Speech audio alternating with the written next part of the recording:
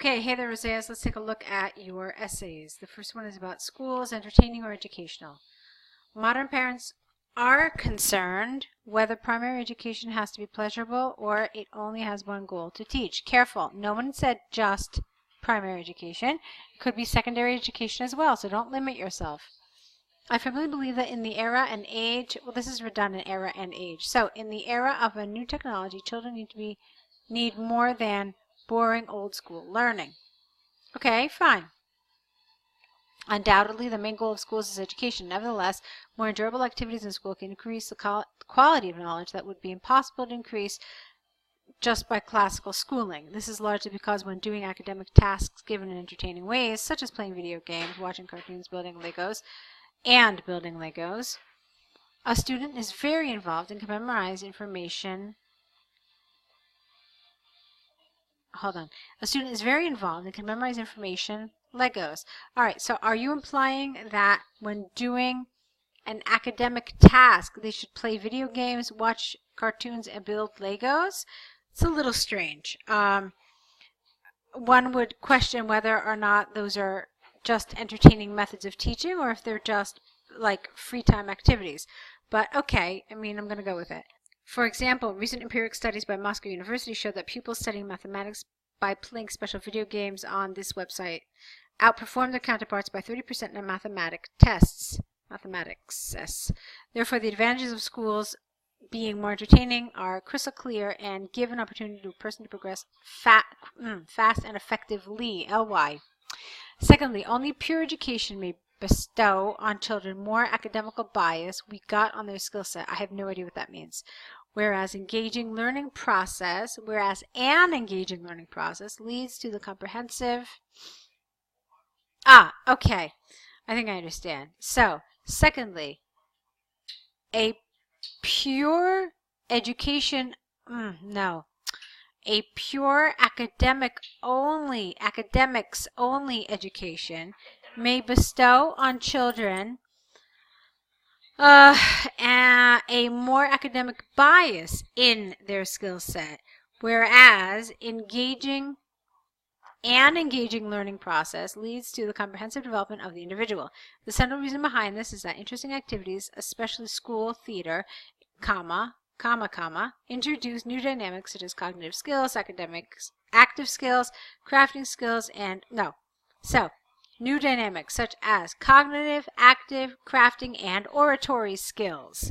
For instance, research by the Russian government demonstrated that 70% of winners in juniors scientific competition are pupils who actively take part in school theater performances. Thus, it is possible to state that entertaining activities at school have a great impact on developing children's skills.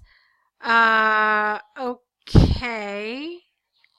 All right, I'll go with that. Fine. To conclude, from examples and arguments given, there is ample evidence that solely LY, concentrating on education, tends to overload children with academic tasks and homework, while the modern approach to schooling without the provokes, I don't like the word provokes. How about encourages would be better. Comprehensive development. Thence I agree that schools have to be more entertaining. Full stop. I'm not a huge fan of this word. Definitely not. It is predicted that more countries will apply to divert facilities. No, more countries will try to incorporate more entertaining methods into their educational process. That would make much more sense here. Okay?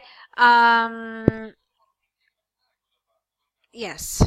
Okay, if you're wondering why I said no to this word, it's because it is so rare and so outmoded that I really would prefer that you didn't use it. I've been teaching IELTS for about, about 11, 12 years now, and I think this is probably the first time that I've seen it. So it just feels archaic, it feels unnatural, and so I would recommend that you don't use it.